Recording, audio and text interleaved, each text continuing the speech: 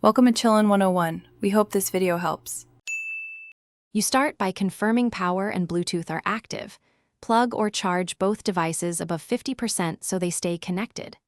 Put the speaker or headphones into pairing mode. Hold its power or Bluetooth button for about 5 to 10 seconds until an LED blinks or a voice prompt says pairing.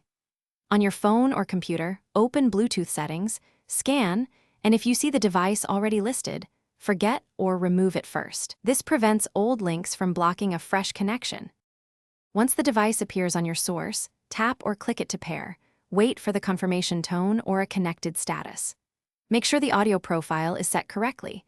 Choose a 2DP for music quality or HFP/HSB if you need phone call audio.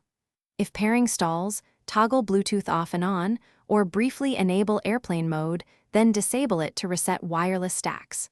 Also check the device's volume and the app-level output. Sometimes, you must explicitly select the Bluetooth output in the Media app or System sound settings. You finish by playing a test track and verifying clear sound and expected latency. Adjust both device and system volumes and any equalizer settings to match.